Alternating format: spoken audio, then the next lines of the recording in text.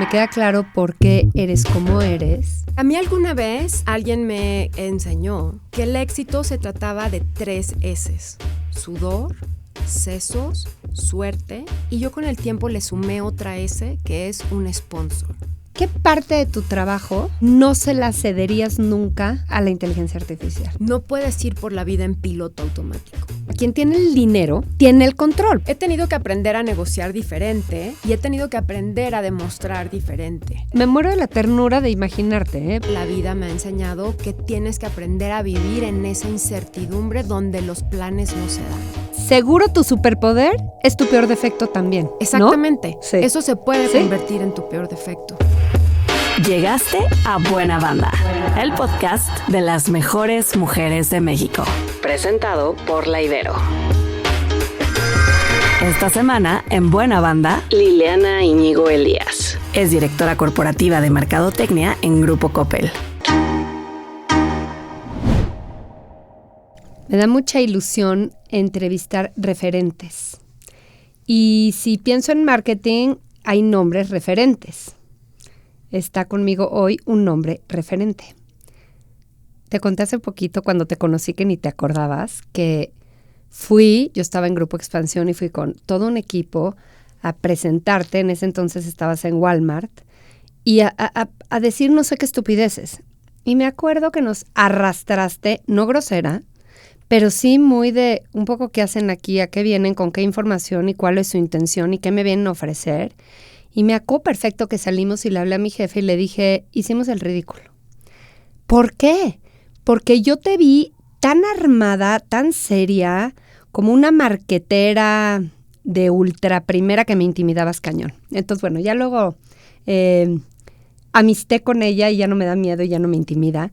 Pero sí eres un referente, Liliana. Estoy feliz de tenerte aquí. Bienvenida a Buena Banda. Muchas gracias, Blanca. Muchas gracias. A ver, esta mujer, su carrera está definida por alta exigencia, presupuestos millonarios, porque ya se dijo hace ratito en la intro del podcast en dónde has trabajado, como grandes procesos de cambios y transformación. Es una carrera de mucha exigencia y como de gran calado. Entonces, de entrada yo te quiero preguntar, ¿cómo vives en esos presupuestos, en esas marcotas?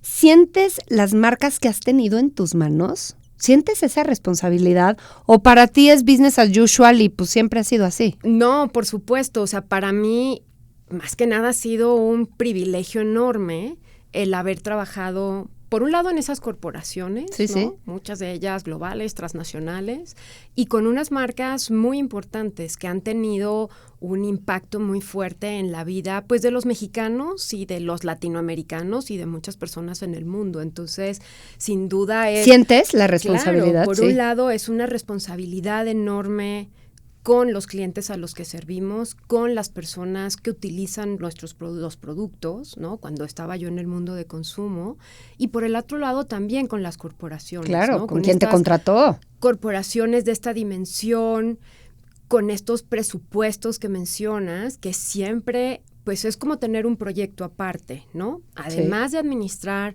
pues las marcas que administras, los equipos que administras, tienes una responsabilidad muy grande con este presupuesto, con el retorno de inversión, en dónde estás haciendo esas inversiones, cómo están contribuyendo a construir los negocios, a mejorar la vida de los clientes, y ahí tienes una responsabilidad. No, bueno, y alguien con un perfil como el tuyo, ultra exigente como eres, ya me imagino. ¿Me puedes contar un poquito de cómo se formó este perfil tuyo? ¿Cómo fue tu niñez y cómo impacta todo el tema de tus hermanos y tu papá? Cuéntame tantito. Pues mira, la verdad es que tuve una niñez, una infancia afortunadamente increíble, ¿no? Y me siento muy afortunada en eso, ¿no? Soy la más chica de 5 hermanos. Pero más pilona, ¿no? Pero soy el super pilón, Ajá. ¿no? Te diría que estoy segura que mi mamá pensaba que era la menopausia, ¿no? Ajá. Mis hermanos me llevan, tenemos muchísima diferencia de edad. Y la realidad es que yo como niña pequeña crecí en un mundo de adolescentes, ¿no? En un mundo de adolescentes donde yo tenía 4, 5, 6, ellos tenían 16, 18, mi hermano más grande, no sé, estaba en la náhuatl y pasaba por mí a la primaria, yo creo. Tal? Qué divertido. Fue muy divertido, por un lado, pero también por otro lado fue muy formador, ¿no? Claro. Porque eres una niña pequeña y no estás conviviendo con niños chiquitos junto contigo, como te decía el otro día que platicábamos, jugando a la casita del árbol, claro. ¿no? Estás con unos adolescentes que tienen otro tipo de vida, ¿no? Mis hermanas, por ejemplo, que son lo mejor que me ha pasado en la vida, tengo unas hermanas gemelas idénticas. Fíjate qué padre. Pues bueno, con ellas tengo una gran relación y ellas pues fueron siempre muy presentes y han sido muy presentes en mi vida. Y casi maternales, yo creo, ¿no? Pues en un mira, momento. Eran mis maestras, ¿no? Yo nada más para decirte algo, cuando tenía yo creo que como 3, 4 años, yo ya escribía, yo ya leía, yo ya sabía sumar, contaba los números en español, en inglés. Exacto. Y alguna vez en alguna agencia me encontré una creativa, ¿no? Que me dijo, ya sé quién eres. Eres la hermana de las gemelas Íñigo. Y le dije, ay, chin, pues sí soy yo, ¿qué hice? Y me dice, me acuerdo que mi mamá decía que eras un genio porque entraste al kinder y ya sabías todo esto. Todo. Y yo, no, querida, no era yo ningún genio. Lo que pasa es que tenía estas mujeres, ¿no? Que fueron mis maestras desde muy pequeña. Era su mascotita y se divertían enseñándote. Se divertían conmigo y me enseñaron todas estas cosas, ¿no? Y al estar rodeada de todos estos adolescentes, la verdad es que como niño te llevan, ¿no? Te arrastran y te jalan a tener otra mentalidad, a tener que hacer un stretch, ¿no? Para poder estar con ellos, para poder convivir con ellos.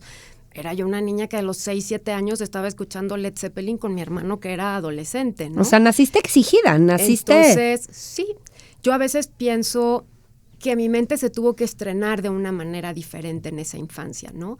Sin embargo, fue muy divertido, fuimos muy felices. ¿Y qué pasa con tu papá, con la muerte de tu papá? Porque ese es un primer punto de quiebre en tu vida. Es una inflexión súper importante en mi vida.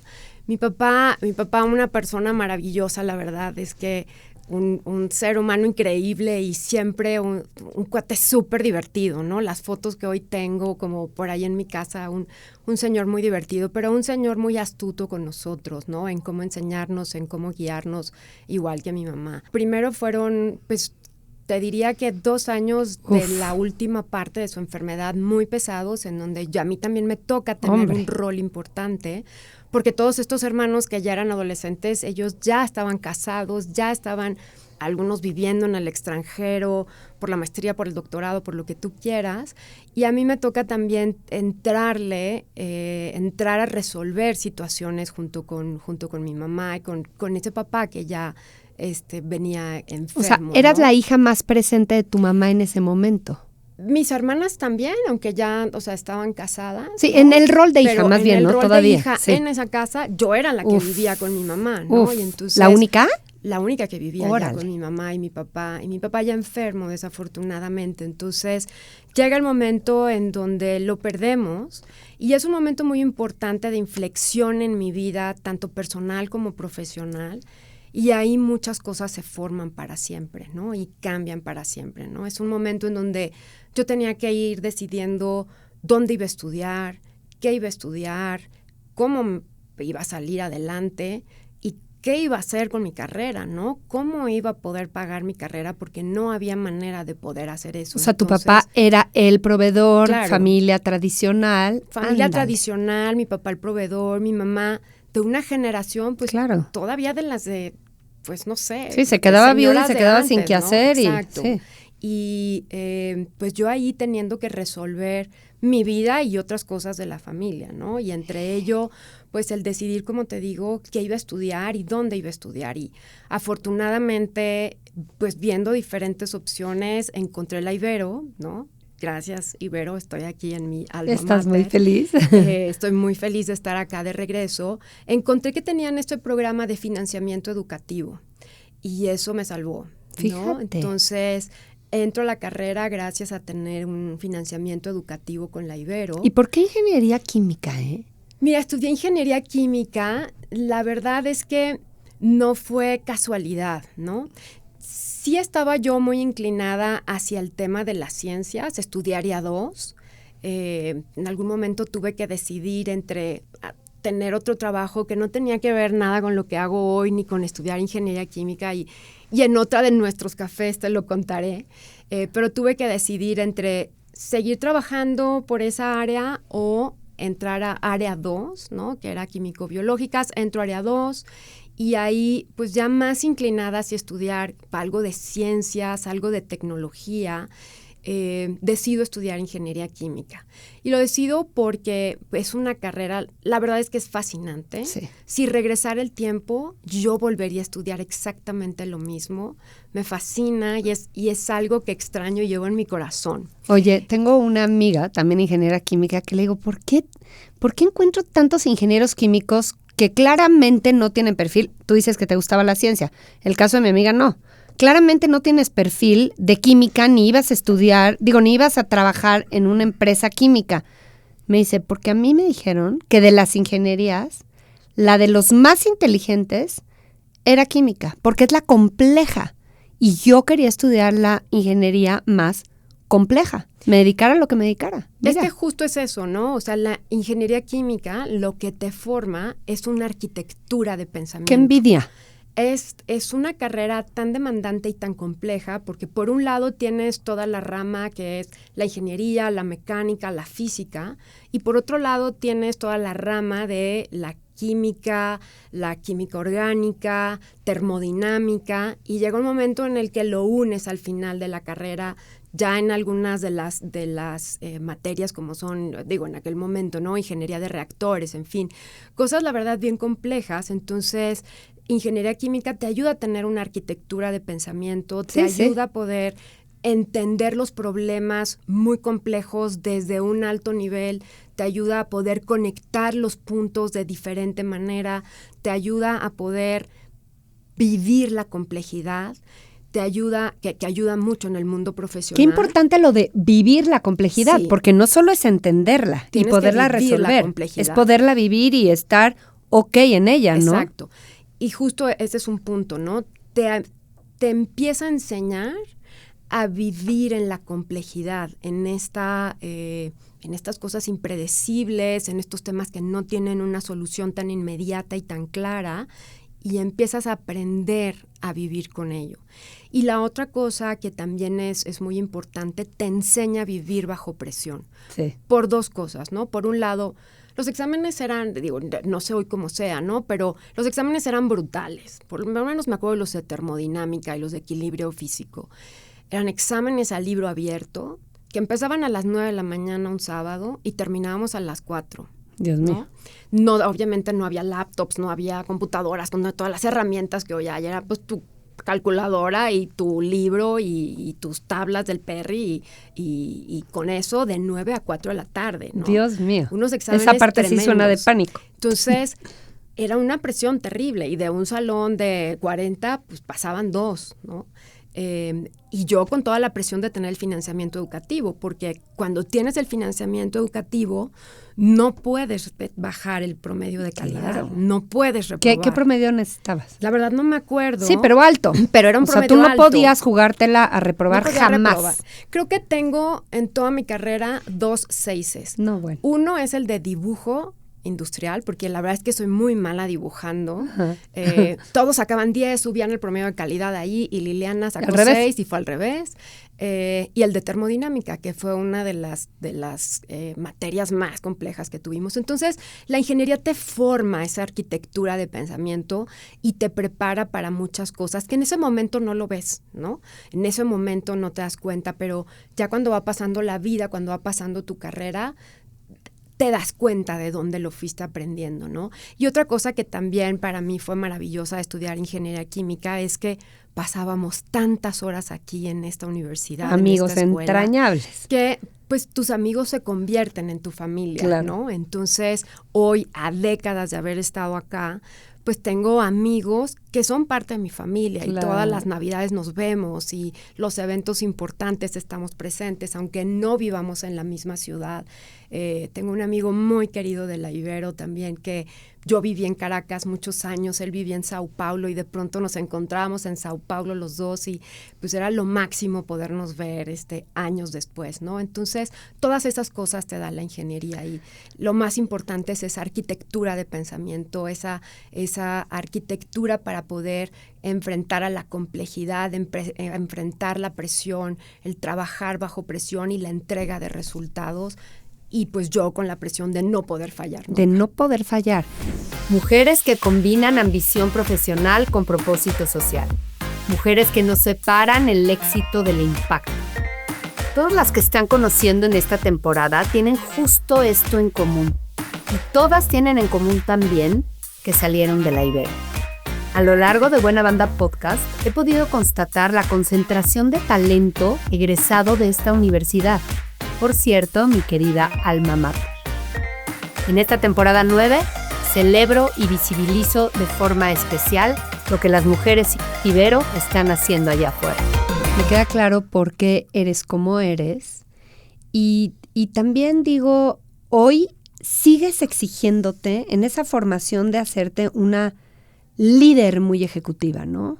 O sea, estás todo el tiempo estudiando, te levantas al alba a leer. ¿Me explicas eso todos los días? Justo hoy le enseñaba a mi jefe la fotografía de los libros que leí los últimos 12 meses. Y a las 5 de la mañana.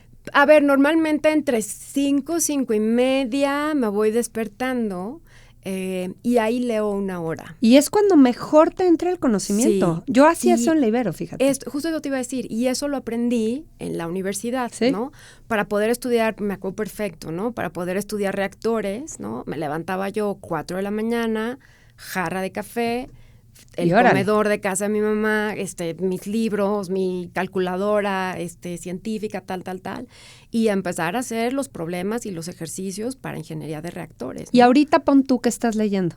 Ahorita estoy leyendo un libro que se llama The Power of Moments, ¿no? Okay. Que habla acerca de la importancia que tiene el resaltar los momentos positivos en la vida del cliente, en la vida de las personas, habla acerca de eso. ¿Y lees generalmente cosas vinculadas con chamba o con nuevas capacidades que quieres desarrollar? Sí. ¿Literatura no?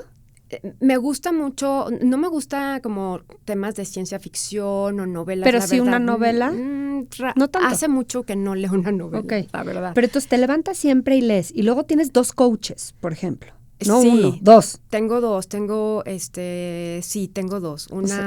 Una más, digamos, en la parte profesional y otro que es más como en la vida personal, ¿no? Entonces, sí le dedico tiempo a eso. Y con respecto a las cosas que leo temas que tienen que ver con la carrera, con el negocio, con las, las corporaciones, pero también leo cosas que tienen que ver con mi desarrollo personal, sí. ¿no? Entender temas de emociones, de cómo funciona el pensamiento, de cómo funciona el cerebro. Y hay tanta cosa temas, buena hoy día. Sí. ¿Y a poco no vamos creciendo y te vas metiendo cada vez más en esos temas introspectivos y te van gustando? Sí, y se vuelve duda. Una diversión conocerse, ¿no? Sí, sin y duda. Encontrarse el Sin rollito. duda. Y ¿sabes qué? Y te ayuda mucho también a poder generar aún más estos temas de empatía. Total, ¿no? frente a manejar gente, por ejemplo, frente ¿no? a manejar gente, clientes, frente a manejar a tus clientes internos, frente a manejar a tus proveedores, ¿no? Porque todos tenemos una historia diferente y todos pensamos y reaccionamos de una manera diferente. Entonces, tienes que desarrollar mucho ese músculo de la empatía para poder liderar desde un lado mucho más humano, ¿no?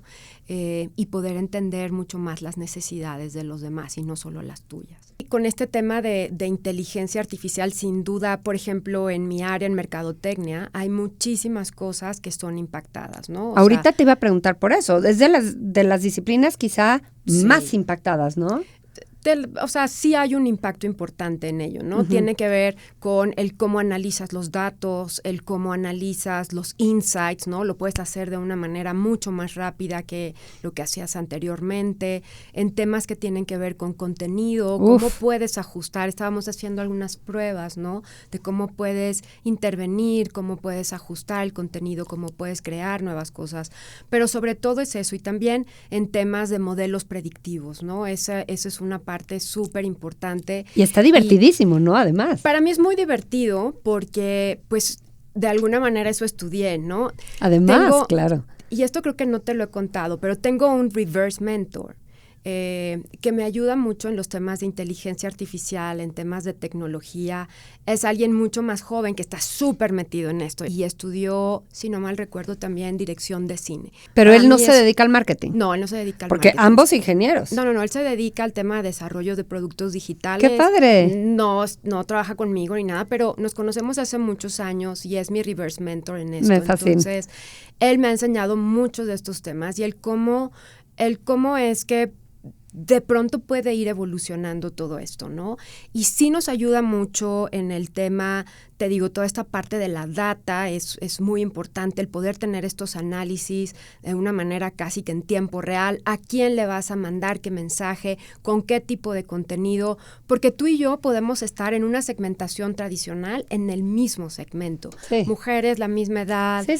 La misma trayectoria, los mismos intereses, pero hay ciertos detalles entre tú y yo que son muy diferentes que se convierten en hiperpersonalización. Y esa hiperpersonalización ya va a poder ser, o ya es, digamos, de alguna manera masiva, ¿no? Claro. Entonces, a ti te llegan los lentes oscuros, ¿no? Tus lentes negros, y a mí me llegan los lentes rojos. Sí. Y de ahí se convierte en esa hiperpersonalización. Y en la parte de modelos predictivos, también es súper interesante. Y me tocó, por ejemplo, hace 6 años con el COVID, que fue tremendo, ¿no? Necesitábamos de alguna manera poder predecir cuándo es que iban a ser los lockdowns y cuándo es que iba a regresar la gente o los chicos quizás a la escuela o la gente a la calle. Estabas en Walmart. Estaba yo en Walmart. Y entonces ahí necesitábamos entender cuándo es que iban a ser los picos de demanda, ¿no? Uh-huh. Y fuimos haciendo un modelo predictivo, la verdad, bastante complejo desde el punto de vista de variables, y fue algo súper retador y súper interesante, ¿no? Pero siempre pensando en cómo impactar de manera positiva al negocio. Ahora, ¿qué parte de tu trabajo no se la cederías nunca a la inteligencia artificial? Es difícil. Mira, quizás te diría, y es un tema existencial y es un tema personal, ¿no? Quizás algunas cosas que tienen que ver más con el contenido, porque al final el contenido siempre tiene que ver con la conexión humana. Y ese tacto, ese touch humano cuando estás produciendo, no necesariamente va a ser tan delicado, quizás. Sí, son sutilezas. Igual es el final de la creación del contenido, sí, ¿no? Pero ese toque final puede hacer toda la diferencia. Puede hacer toda la diferencia, ¿no? Entonces, habrá momentos en donde sí, ¿no? Y sin duda hay muchas empresas que ya están hoy produciendo sus comerciales, todos con inteligencia artificial, con muchos aprendizajes. Uh-huh. No quiere decir que el consumidor los esté recibiendo al 100%. Sí. Hay cosas que sí son muy fácil, ¿no? O sea, los temas que son muy, digamos, como muy de producto, que lo tienes en la página web y tal, pero ya lo que tiene que generar una emoción, porque recordemos que marketing tiene que ver con conectar con el corazón y con la mente del cliente. Entonces, lo que tiene que evocar una emoción, lo que tiene que generar esa conexión, hay que hacerlo con mucho talento humano, con esa sutileza que te menciono, ¿no? Esa mirada que necesitas que la modelo haga, esa imagen que tienes que proyectar, esa calidez, todo eso lo genera el ojo humano, ¿no? Oye, los me gusta los directores. Perdón que te interrumpí, me gusta este símil que dice Alejandro Romero, uh-huh, mi jefe, el CEO global de JIC, que dice, sabemos hoy día, y desde hace mucho, ¿no? Y cada vez más, que, por ejemplo, un avión se puede manejar absolutamente artificial, o sea, se maneja de manera automática. Lo sabemos perfecto. Sin embargo, nadie se subiría a un avión que no tenga pilotos ahí, ¿no? O sea, no vaya a ser. Sí, entonces, es más o menos así. Ese elemento humano final que es el que acaba diciendo como lo último, ¿no? De eso que sí te optimizó y te ayudó y te amplió la inteligencia artificial. Ahora, tengo algunas preguntas marqueteras. Ha cambiado tremendamente, ¿no? Tremendamente la función del marquetero y tú has evolucionado con la propia, con la propia disciplina. Tú empezaste en Procter. Volvemos a tu perfil de exigencia, Liliana. ¿Te fijas cómo la vida te tiene? La vida te la pidió tiene dura. Ese camino marcado, ¿no? Pero bueno, creo que, y dime si estoy bien, en Procter desde muy chavos empiezan a trabajar con P&L, ¿no? Sí. Con los números. Profit and losses. O sea, tienes que entrarle a cuánto inviertes y cuánto regresas. Luego métricas. Hoy han cambiado por completo las métricas y los KPIs, pero tú te entrenaste a ser marketera reportando, convirtiendo y vendiendo. No, totalmente. Y manejando el dinero. Y creo que si Procter, gran escuela de marketeros y de muchas otras profesiones, forma, es porque, me choca la palabra usada en mujeres, pero porque empodera de verdad a la gente. Y creo que empodera porque le suelta el dinero. O sea, yo con los chavos que he trabajado, que vienen de Procter, digo, es que enseguida se les nota que saben manejar y atender el dinero.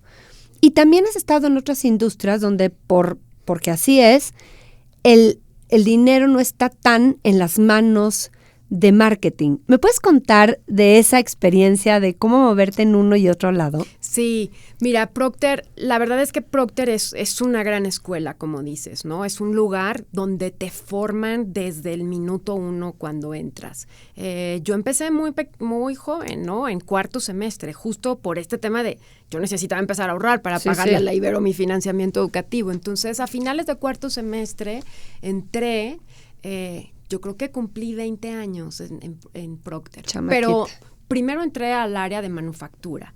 Ya años después fue cuando me cambié a mercadotecnia. Eso no sabía. Sí. Empecé en manufactura, en ingeniería, en desarrollo de productos.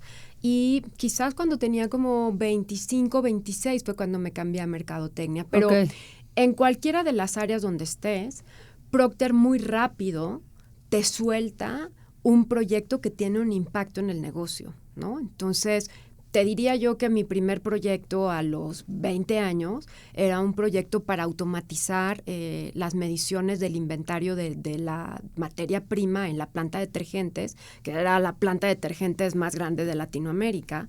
Entonces, yo tenía que estar allá a las 6 de la mañana a medir el inventario y poder definir como un algoritmo para poder automatizar esa medición de inventarios. Y era algo que estaba impactando la eficiencia del costo de manufactura de la planta más importante de detergentes de Procter. Más real, imposible. Y yo tenía 20, ¿no? Wow. Y en el área de mercadotecnia, por ejemplo, cuando tenía yo a mis reportes, que eran los asistentes de marca, y muchos de ellos becarios, pues parte como de sus primeros proyectos era tienes que llevar la administración del presupuesto.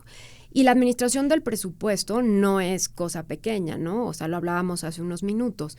Tienes un financiero que va junto contigo, tienes que estar trabajando de la mano con el financiero, no solamente para ver el presupuesto que tienes de mercadotecnia, sino también los resultados del negocio como tal. Porque en el mundo de consumo tú eres responsable de los resultados del negocio. Entonces, Procter desde al inicio de tu carrera te suelta proyectos, te suelta responsabilidades, te desarrolla esas responsabilidades analíticas, y algo que tienen muy peculiar, o por lo menos tenían en aquel momento, es que la mayoría éramos ingenieros, ¿no? Ingenieros químicos, industriales, mecánicos, agrónomos, hasta aeroespaciales había, ¿no? Entonces, se preocupaba mucho porque todos tuviéramos esa formación analítica de entrada, porque su exigencia era así, ¿no? Y la manera de desarrollar publicidad no era como es que creo que me gusta. Se mide cuantitativamente. Claro. Teníamos estudios que se llamaban el ARS, ¿no? Y entonces cuantitativamente tú sabías el nivel de engagement que tenía tu comercial y sabías si era correcto o no sacarlo al aire. Y si lo sacabas, tenías que asumir las responsabilidades de lo que sucedería, ¿no? Y no te quiero decir que siempre era, no, bueno, pues entonces se enlata y no sale.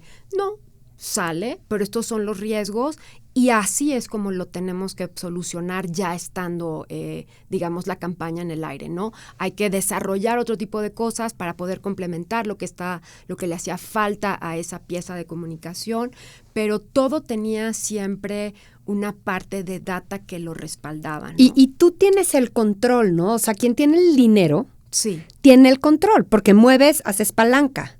¿Qué pasa cuando entras a marcas o empresas, corporaciones, decías tú hace rato, tan relevantes y tan importantes a llevar marketing de peso pesado, pero no tienes tú tanta definición del P&L? ¿Qué aprendes ahí? ¿Cómo le haces? ¿No? Es una manera diferente de operar, ¿no? O sea, el mundo de consumo, como te decía, tú eres dueño del P&L y también eres dueño del presupuesto de mercadotecnia. En el mundo de servicios, por ejemplo, aviación, hotelería, retail, la banca, marketing es un área que le da de alguna manera servicio a las unidades de negocio. Las unidades de negocio son las dueñas del P&L. Sí. Tú lo que tienes es la responsabilidad de esos presupuestos de mercadotecnia. Sí, ejercerlos bien. Ejercerlos, asegurarte el retorno de inversión, manejarlos junto con los equipos de finanzas y manejarlos junto con los equipos de los negocios. Y acá es en donde tienes que desarrollar otro tipo de habilidades, ¿no? Tienes que desarrollar habilidades de influencia, tienes que desarrollar habilidades también de empatía y habilidades negociadoras de negociación, ¿no? Porque de pronto el negocio quiere A, pero tú estás viendo que ese A no se puede por X o Y situación, ¿no? Hay algo muy importante que es el tratar de seguir siendo siempre centrados en el cliente. ¿Qué es lo que el cliente quiere? Sí. ¿Qué es lo que el cliente busca? Y a veces eso es difícil de conciliar contra un P&L, ¿no? Contra un estado de financiero. Entonces, es ahí en donde entran esas negociaciones, es ahí en donde entran esos números que debes de tener para poder llevar como esas conversaciones a buen puerto, ¿no? Pero sí es una manera diferente de operar y es una manera diferente de liderar con otro tipo de habilidades. ¿Cuándo es la primera vez que te diste cuenta que el mundo era desigual? Sí me acuerdo. O sea, a ver, la realidad es que a nosotras nos tocó como una etapa de transición, ¿sí? ¿No? O sea, una etapa de transición en donde ya había unas mujeres líderes muy fuertes, sí. Muy buenas en las corporaciones. Sin embargo, muchas, digamos, como de las herramientas que hoy existen, de los consejos de equidad que hoy existen, no había en esos momentos. La realidad, ¿no?, comunicada, ¿no? Y la realidad, o sea, la realidad transparentada no existía, ¿no? Yo creo que sí me acuerdo, no sé, quizás como mis primeros años siendo gerente, antes de ser gerente de marca, quizás. Y dijiste... ¿Qué pasa aquí? ¿Por qué? ¿No? Y ya me había yo dado cuenta de algunas otras cosas, pero fue cuando me empiezo a dar cuenta, ¿no? Y conforme vas creciendo en las organizaciones, eso se va haciendo aún más evidente, claro, ¿no? Porque los hombres en aquel momento, no quiero decir que hoy exista 100% eso, pero en aquel momento tenían otros lugares de diálogo, ¿no? Otros momentos en donde poder conectar, en donde poder jugar, en donde poder generar esa relación donde con no el estamos jefe, invitadas donde las mujeres. Las mujeres no estábamos invitadas. Y no digas antes, Liliana, sigue pasando.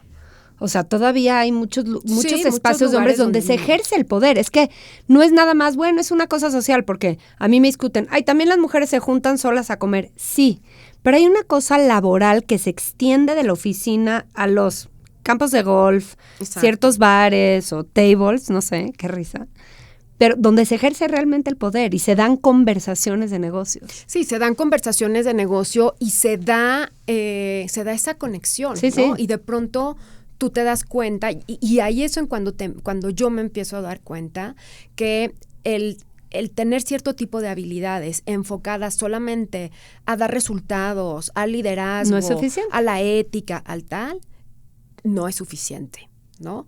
Hay otras cosas que tienen que ver con el relacionamiento, con la empatía, con el poder estar en las discusiones o las conversaciones donde es difícil entrar, que tienes que estar ahí para que entonces se puedan tomar otro tipo de decisiones con respecto a tu carrera, ¿no? Y entonces mi pregunta era, tú lo viste clarísimo, ese temperamento aguerrido, dijiste yo no me quedo atrás. ¿Has tenido que aprender a negociar diferente? He tenido que aprender a negociar diferente, ¿no? Y he tenido que aprender a demostrar diferente, ¿no? Mucho detrás de esta parte de resultados, pero también tienes que aprender a demostrar a través de las relaciones, ¿no? Ya no es solamente el PowerPoint que presentas, es la relación que tienes con el siguiente nivel que está arriba de ti, la relación que tienes con tus pares, la relación que tienes con tus clientes internos, la relación que tienes evidentemente con tu equipo, ¿no? ¿Cómo manejas las alianzas? Las alianzas son tremendamente importantes, ¿no? Con quiénes son tus aliados, quiénes son tus detractores, y lo tienes que saber y lo tienes que conocer, y tienes también que aprender a vivir en ello, ¿no? Y tratar de navegarlo y aprender a navegarlo, ¿no? Es la primera vez que estás en una empresa, si bien muy relevante y muy grande, una empresa familiar. ¿Cómo te va? ¿Qué has aprendido en la empresa familiar? ¿Cómo te sientes? ¿Qué has aportado? ¿Qué te ha aportado? A ver, para mí trabajar en Coppel ha sido una experiencia tremendamente enriquecedora, ¿no? Ya tengo 3 años ahí, wow. Sigo aprendiendo y todos los días aprendo algo diferente. Es una compañía que tiene 80 años de historia, que tiene una trascendencia súper importante en la vida de los mexicanos desde hace 80 años por diferentes razones. Es una corporación con casi más de 2,000 tiendas en más de 660 ciudades y poblaciones. O sea, wow. Tú a donde voltees hay un Coppel, y tú a donde voltees cuando vas en carretera viene un tráiler de Coppel, ¿no? Y eso te habla de la importancia en la vida de los mexicanos, ¿no? Y es una compañía que verdaderamente está preocupada por servir a los mexicanos, no solamente desde el mundo del retail y desde el mundo de servicios financieros, sino también desde otros ángulos que no necesariamente son como tan visibles, ¿no? La importancia de la educación en México, la importancia de ASG en México. Hay otras aristas también muy importantes en la que Coppel tiene una importancia en el país tremenda, ¿no? Entonces, o sea, cultura, check, propósito, check, te tienen ahí. ¿Cómo te ha ido con el tema de empresa familiar? Ahorita hubo recientemente un cambio. ¿Tienes 1,000 jefes o no tienes 1,000 jefes? ¿Cómo es la dinámica? Mira, hoy le reporto a Diego Coppel, que es el director general. Él es mi jefe desde que llegué. Okay. A él le he reportado nada más ahora es más jefe. Pero ahora es más jefe, pero sigue siendo mi jefe. Pero también trabajo muy de cerca con nuestro presidente, que es Agustín Coppel. Entonces, es como si tuviera yo realmente 2 jefes directos. No. Tú eres muy planeadora. Sí. Muy. Y la planeación es importante en tu vida. ¿Y no te ha arrastrado ya suficiente la vida a estas alturas como para decir, Dios mío, por más que planeo, no me sale? ¿No has tenido esa lección ya? Sí, porque yo ya pasé por ahí, ya me súper arrastró. Mira, yo con esta historia que te conté, ¿no? Desde muy joven, o sea, cuando mi papá parte, no me preguntes de dónde, pero me salió de aquí adentro el tener que tener un plan de vida, ¿no? El tener que tener un North Star, un norte hacia dónde iba, pero qué iba a estudiar, pero qué iba a pasar en los siguientes 3, en los siguientes 5, en los siguientes 10. Me muero de la ternura de imaginarte, por cierto. Yo te puedo decir que no sé de dónde me salió, pero estoy súper consciente en algún momento a mis 16 años estar teniendo una conversación con alguien un poquito más grande que yo, ¿no? Diciéndole, no, pero es que yo voy a estudiar esto, pero hacer esto, pero hacer esto, pero hacer esto. Y así, ¿qué onda? Y este chavo se volteaba y me veía y me decía, pero que no íbamos a ir al cine hoy. Exacto. Y yo le hablaba como de todas estas cosas. ¿De dónde me salió? No sé. Y siempre he sido muy planeadora. No lo he dejado de ser, lo sigo siendo. Pero sí, sin duda alguna, la vida me ha enseñado que tienes que aprender a vivir en esa incertidumbre donde los planes no se dan. Porque qué frustración cuando no se da un plan. Es frustración y es aprendizaje, sí, claro. ¿no? Y a veces he tenido que aprender cosas muy duras y tengo que mirar hacia atrás para poder entender la lección, ¿no? ¿Cuál fue esa? Porque no te puedes quedar en el berrinche de no fue lo que yo quería. Claro. Tienes que hacer 2 cosas para mí muy importantes. La primera es aceptación radical. Aceptación radical de que las cosas no fueron como tú querías. Y no es contra ti. No es contra que así ti. Es la vida. Así es la vida, así es la situación y tienes que aceptarlo radicalmente. Ese es mi coco. Es lo que es.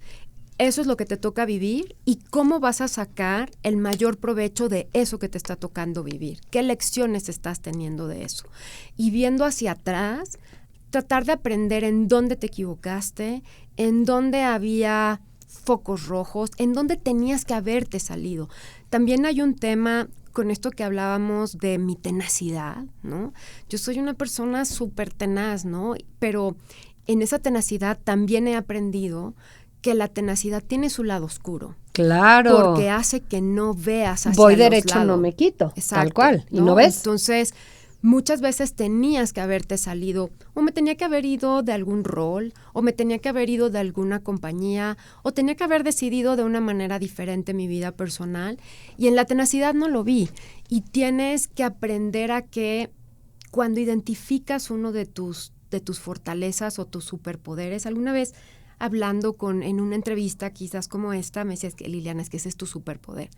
Cuando identificas esa habilidad que lo tienes como fortaleza, tienes que trabajar para entender también su lado oscuro. Seguro tu superpoder es tu peor defecto también, Exactamente. ¿no? Sí. Eso se puede convertir en tu peor defecto, ¿no? Y tienes que tener esa habilidad para poderlo ver desde afuera, desde ese lado y darte cuenta. De acuerdo. Aquí estoy siendo ciega por ser tenaz. De acuerdo. Aquí me tengo que ir y no tengo que seguir siendo tenaz en esto. Tengo que darme por vencida. Tengo que cambiar el rumbo. Tengo que ir por otro lugar. Y tomar con convicción esa decisión hacia donde te lleve. Pero tienes que tener esa conciencia mental y emocional para decidirlo. Ahí te va mi pregunta final. Estaba viendo el estudio de las mujeres en alta dirección de KPMG, el último. El tema es, hay más mujeres en burnout, en alta dirección, que hombres. Qué raro, no sé. Por autoexigentes, por el tema de cuidados, son una bola de razones. Pero además, a mí, yo todo el tiempo lo estoy oyendo, con amigas, y lo he experimentado más de una vez. Claro. ¿Cómo te va en ese tema? ¿Cómo estás trabajando en el burnout? Mira, yo creo que el balance de vida es algo muy importante en la carrera, ¿no? Y en la vida en general, ¿no? Evidentemente. Luego dicen que ni existe el balance. ¿Tú crees que sí? Yo creo que el balance, o sea, al final el balance debe de ser un equilibrio, ¿no? O sea, un equilibrio perfecto. Y el equilibrio perfecto en la vida no existe, ¿no?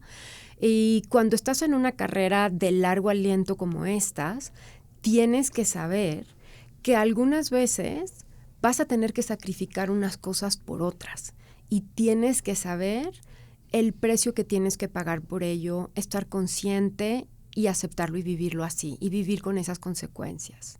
Uy, y estar consciente de eso suena de valientes, ¿eh? Es que la vida es así, la vida es de valientes, ¿no? Y el poder avanzar y el poder llegar es de valientes. Y en este tema del balance, yo creo que, como lo hemos platicado, al principio mi carrera fue una carrera de muchísima exigencia, en donde yo no volteaba a ver estas cosas, ¿no? No volteaba a ver mi vida personal, tanto como lo debía haber hecho, mi salud, mi bienestar, de pronto no lo hacían, ¿no? O sea, vas para atrás y sí dices, honestamente, sacrifiqué cosas sin darme cuenta. No lo hice, ¿no? Fíjate. Sí, sin duda. Pues vaya sí. reflexión, ¿eh? Y Y poco a poco, conforme va pasando el tiempo, te vas dando cuenta de la importancia de esas cosas. Y hoy, sin duda alguna, trato de tener mucho más cuidado en mi energía, en mi salud, en mi bienestar, en dar los momentos adecuados a mi familia, ¿no? Que sigue siendo tremendamente cercana a mí,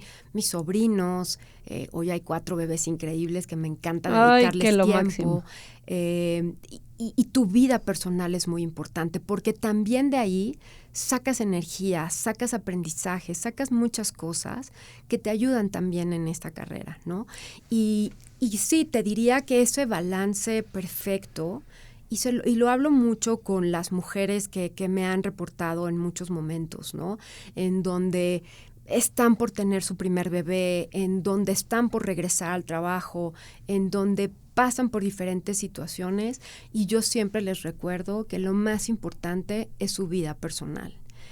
El trabajo, la carrera va a estar ahí, en esa compañía o en otra carrera o en otro rol o en otra cosa, pero tu vida personal es solo una, tu familia es solo una, y a esa le tienes que dar esa prioridad. Ay, ya sé, pero yo te diría que, ahí te va, te podría yo como contradecir en el tema de, claro, a toro pasado, tú que has tenido un carrerón, lo puedes decir, pero cuando uno es joven, si es más, tú tienes un episodio de cuando te fuiste, creo, cuando uno es joven dices, esta oportunidad es ahora, la tomo.